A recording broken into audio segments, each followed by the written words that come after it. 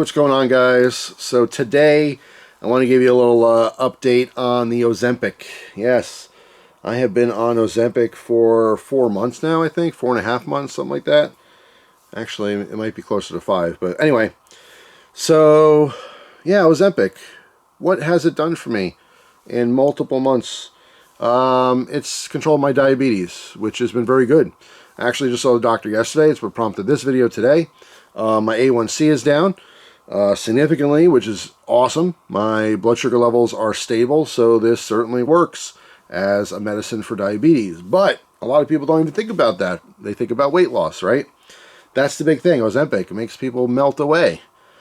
Well, I'm here to tell you, after 4.5 months, I gained weight. I gained 6 pounds on Ozempic. I'm probably the only person in the world who gained weight taking Ozempic, right? What the hell? So obviously I'm not taking this for weight loss, but I thought, hey, that'd be a really nice kind of side effect. I wouldn't mind it, right? I can tell you that my diet has not changed at all before or while I was on Ozempic. I try to eat well. I don't always eat well. I still eat some processed foods. I still take in some sugar. I don't drink enough water, which I really have to focus on now. It's especially important with the Ozempic because if you don't know what Ozempic does, it does 2 things. And very similar things, by the way. All the other ones they're based off the same type of medicine.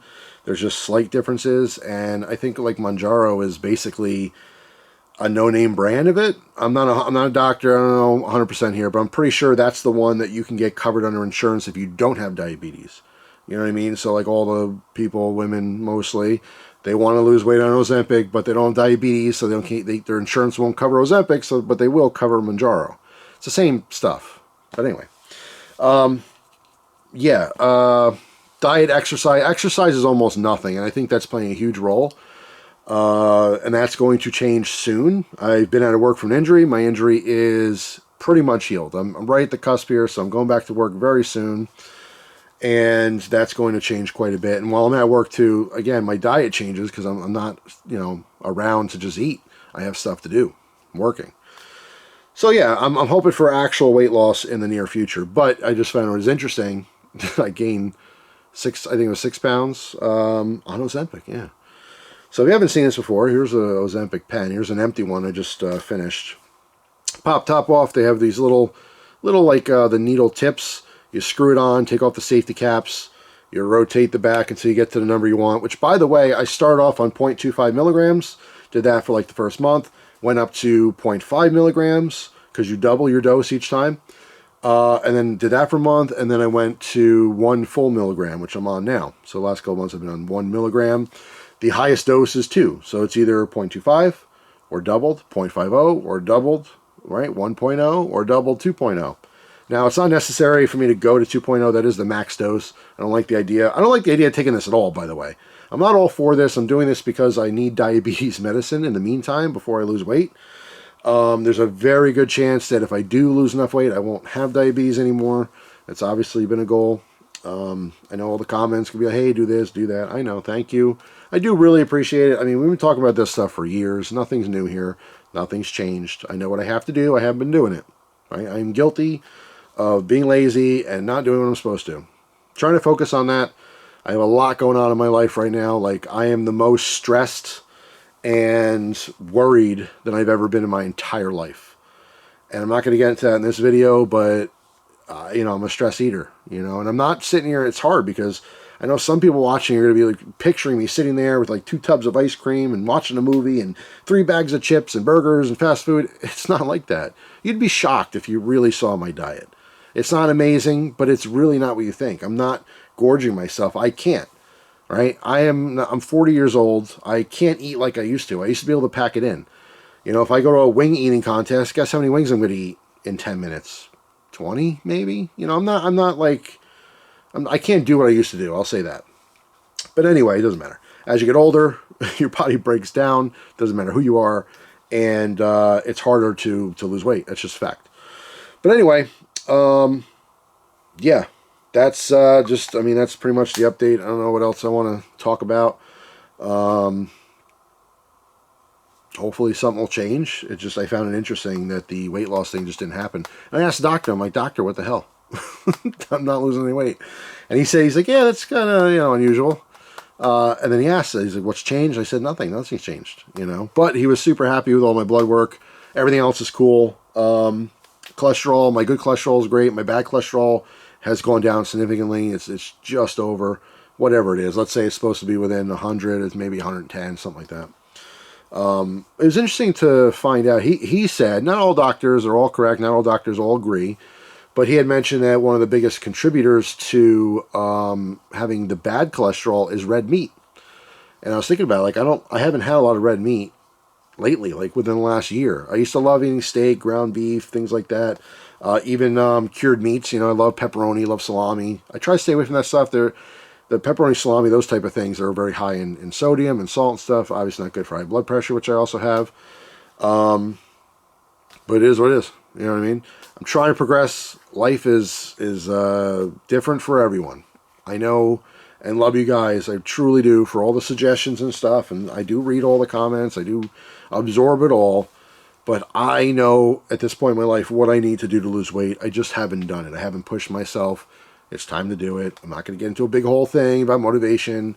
Either it's going to happen or it's not going to happen. Like I said, I've been through this cycle over and over and over again, But yeah, work will definitely help. That's being stagnant, just not moving. It sucks. It really messed me up. I have like less mobility, back problems. My my flexibility sucks. It's hard to like lift my leg up as high as I used to do, like shit, stuff like that. Sorry, I didn't mean to curse. I do curse in my real life. I just try to keep it off of the videos because sometimes, younger people are watching. So I try to be mindful of that. But yeah, I'll throw an S or an F bomb on occasion.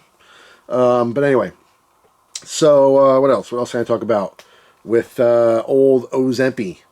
Yeah, not everyone just melts away like you think. There's a lot of women who are like 30 pounds overweight, and they take Ozempic, and then they look like skeletons because they're losing more. But your diet does make a huge difference. You can't just take Ozempic and just lose weight by doing the same thing. Clearly, I'm a good example of that. So what ends up happening is people take Ozempic, and in addition to that, they are actually dieting, or not even being conscious that they're dieting more, exercising more, making better decisions. So I don't know if I mentioned it before, but how Ozempic kind of works is, one, it tricks your brain into thinking you're full. That has not worked for me. I haven't felt particularly full at any point, or extra full. Like I said, nothing's changed. I take these injections, and my blood work's great, and my A1C's down, all that stuff's great. But the only physical difference that I've noticed is that I have more gas pain because the food, it slows your digestion down too. So when you eat something, it sits in your gut and your stomach, and it doesn't just automatically just slide into your intestines right away. It takes longer to digest. I haven't, not to be gross, but I have not noticed any change at all in like stool. None of that's changed. But occasionally, if I eat something, I'll feel a little more full, I guess, after I eat. But I'm still eating like normal portions. I was under the assumption that at some point my body would adjust and I'd like have a half a sandwich and be like terribly full. Never happened. I don't know. Every person's different. You have like, when you talk about any medicine, you have a body of people who generally get the same reaction to that medicine, but there's always going to be anomalies. There's always going to be, oh, this person didn't react good to it, or this person had that weird side effect, I was concerned about muscle loss. I talked about that with my doctor. He's not concerned at all. He said, yes, it's indistinct. Like when you burn energy, you could burn fat and you could burn muscle, but he hasn't seen in any of his patients who've been taking it for years now, anything that's significant. It's not like, you're on Ozempic and then it just attacks all your muscle and not your fat. It's mostly fat. It could, but obviously, with anything, if you starve yourself, it's no different. You'll lose fat, but you'll also lose a little muscle too. The big concern is the heart. I see things all the time on social media that like it breaks down your heart muscle, then you have heart problems. That is a possible side effect. It is not a common side effect. As far as I know, everything's still good with the heart. I don't really know. I might actually go to a heart specialist, just because, I am 40. I have been obese most of my life. So who knows? Knock on wood, I haven't had any issues at all, with heart attacks or, you know, any kind of stuff like that, but I could be a day away. I could, you know, could have a heart attack in 5 minutes. I don't really know. Maybe I've had heart attacks before. They were minor. I didn't even realize it, because I get gas pain all the time, you know, and I try to stay away from carbonated drinks, but I almost can't, because when I'm thirsty, water is just not exciting to me. I could drink water, you know, and I have to do more of it. I'm actually going to set alarms to make sure I do more of it. But, you know, I've been so used to and accustomed to zero sugar sodas, seltzers, a lot of seltzers, because you figure it's mostly water. It's water with some bubbles, a little bit of flavoring. It tastes good, right? To me. Some people think seltzer's gross, but I've gotten used to it. It's kind of like black coffee. When I was younger, like a teenager, loved cream sugar in my coffee, or, you know, milk, half and half, whatever. And I think I mentioned this, but I went on my trip with my grandfather, and he drank black coffee. Very first day of the trip, stopped at a gas station after like 8 hours of driving. Said, "You want a coffee?" Yeah, sure. Brought me a black one. I said, "Oh, I take cream and sugar." He said, "No, you don't. Not anymore. Not during this trip." And I just listened to him, and I never went back. Black coffee is just more convenient. Black coffee, you could taste the coffee. You know, like, I know who makes good coffee. Everyone else is like, it's whatever. You don't put enough sugar and cream into it. It just, you know. But anyway, I'm digressing here and getting off the topic. So anyway, the point, obviously, was that, yes, I'm still on Ozempic. Occasionally people will ask, "Hey, what's going on? Have you losing weight? How's it helped or not helped or whatever?" It's all good. You know, I know some people are going to say my insides are turning to mush. I'm injecting poison. Maybe. I don't know. Life's short. We'll see what happens to me. I'm going to die. We're all going to die. It's funny, not to be like macabre, but I thought about making a video that I'll leave on my computer so that when I'm dead, my wife can upload it. You know, like a goodbye video kind of a thing. And I don't know, it makes me sad. I've tried it once before, and I just kind of broke down. Because I'm realizing, like, people are going to see this when I'm dead. Like, that was kind of depressing, you know. But I'll say it. I've said it before. I'll say it again. I've had an amazing life. My only fear is my wife dealing with life when I'm not around, to protect her and be there for her and love her. But that's it. If I die tomorrow, I die tomorrow. You know, it's what's supposed to happen, in my opinion. When I die, it will be because I was supposed to die, and I can't avoid it. You can't avoid it. I hope not to be in a ton of pain. I hope not to suffer for years and years and years like some people do. That's horrible. But I'm good. I'm good with dying. I'm curious. What's next? You know? Like, it's the biggest question we all have. Some people don't focus on it at all. Some people focus on it too much. You know, but either I have no consciousness of anything, or we'll see. We'll see what happens. But yeah, I mean, obviously I'm curious, but I'm in no rush. Let me make that extremely clear. I am in no rush, but I more than welcome it when it's supposed to happen, because it is supposed to happen at some point. Whether I'm 95 or it's tomorrow. Who knows? I mentioned the video thing to my wife, and she got upset. Because she says that's incredibly, like, sad and stuff. She's like, "I don't want to do that." And so we'll see. Maybe I'll have one hidden on the computer. Maybe I won't. But it'll be tough. It'll be tough making it, you know. I'm a pretty emotional guy. You don't see it too often on videos, but, you know, like, I'll cry on certain movies and stuff. Like, it's so stupid. There's definitely trigger, like, Rudy. If I watch Rudy, when he gets on the field, I'm going to be crying like a little girl. Scrooged with Bill Murray.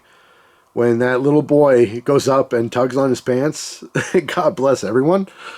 I'm getting like, you know, watery eyes thinking about it. Like, I am just, I could be emotional. I'll say that. So making a video, you know, knowing that I'm dead, saying goodbye to you guys would be pretty rough, but who knows? We'll see. YouTube has been such a part of my life, you know, and I'm the kind of guy who likes to get the last word in, you know, and I feel like once I'm dead, I hate the openness of that's it. It's just like, it's a knife video, or I'm talking about a flashlight or something, and then that's it. You know, that bugs me. I kind of want to have a conclusion, you know. I thought about writing a book once, too, my whole experience with YouTube, but I'm not a good writer, you know. Yeah, I'm just kind of rambling now, but that's all. I'm just pouring out my thoughts. That's what I always do with you guys. Ozempic, it might be poison. It might be useful. Who knows? It is what it is, you know. I hope to be on it as little as possible. You know what I mean? I hope to really just get some traction and really get some weight loss going and have to get off of it. That would be my dream. I don't want to take any medicine. No medicine. I want to wake up and pop a multivitamin, which I'm good with, and then go about my day and be healthy. That's what we all want. It's just life is a balance. I say this all the time. Sounds like an excuse, but it's not. You have to find happiness. You know what I mean? You have to find some kind of joy in life and be a happy person. And for some people, that's food. Some people, that's experiences. Some people, that's traveling. Some people, that's sex. You know, you have to have sex with as many women as you possibly can to be happy. Some people, that's just, you know, waking up and seeing your kid's face and knowing that they're healthy and happy. You know, happiness is something that's important for all of us. And I have these conversations with people all the time. And people who are depressed, I'll get messages because they feel like they can talk to me. You know, and you guys can. Everyone just talk to me about, I talk about stuff with the most random people, total strangers, and we have deep conversations all the time because they feel like they can't talk to their friends or their family. They don't know who to talk to. So here I am, the very non-professional shrink, you know, giving my opinions, which people value. Some people don't. But the one thing I've always said is that in order for you to know you're happy, you have to have more happy days than sad days. Everyone has a bad day. Everyone has a sad day. You know, you hear your mom died. That's horrible. That's not just a sad day. That's a sad week, a sad month, a sad year. It never goes away, right? When Gus passed, that sting has never gone away, but it's gotten softer. It's not something I think about every single day anymore. You know what I mean? Because life goes on. It just has to. But if you find yourself having more sad days than good days, then no, you're not a happy person. And there's something in your life that you have to fix to swap that. That's all it is. Everyone's going to have that bad day and that sad day, and you're going to have that great day, you know? So the people who have depression and have real, you know, anger and just like not happy in life in general, you go to a bad job, you come home to a bad woman, right? You know, I'm talking to women here too. I always talk like I'm talking to a bunch of dudes. I know there's obviously a small percentage of women, so you come home to a bad husband, whatever. You know what I'm saying. I'll use it universally. And same thing if you're gay or something. Just, you know, don't focus on those details. Because I've gotten those comments too, randomly before. It's like, oh, you keep talking like, oh, you come home to your girlfriend or whatever. I'm a girl, and I don't have a girlfriend. I have a husband. Okay, I get it. So you come home from your horrible job, and your spouse, who is not that interested in you, doesn't give you any affection or love. And then your kid, who's a total jerk-off, doesn't say hi or anything to you either. And you feel like, what the hell am I doing this all for? You know, that's up to you to figure that stuff out. No one promised happiness in this life. No one is guaranteed happiness. You have to make it. Everyone. Doesn't matter how old you are, the color of your skin, what's between your legs, what country you live in, what state you live in. None of that matters. If you want to find happiness, you got to do it. I learned that early in life. It's not coming to you automatically. You have to figure out what makes you happy. If collecting stamps makes you happy and gets you through that horrible job, you know, good for you. Collect stamps, you know. For a lot of people, it's family. It's kids. It's your spouse. It's your parents. It's your brothers and sisters, your cousins, your aunts, your grandma, your grandpa. Everyone has some people in their life that makes them happy. And focus on that and spend time with those people and love those people and show your appreciation for those people, you know. Hobbies have always been amazing because hobbies, to me, are always a distraction. You know, you have the stuff you have to do and it sucks. No one wants to go to work and all that stuff, right? But you have something to look forward to. That new knife coming in the mail is exciting. Wow, it's great, you know. And some people don't have kids yet. Like me, I don't have kids. So I've always focused on my hobbies. Just looking forward to that stuff. When I have a kid, and there's nothing wrong with having children and also enjoying hobbies too, obviously. But I'm saying, like, I know personally my attention goes to my kid.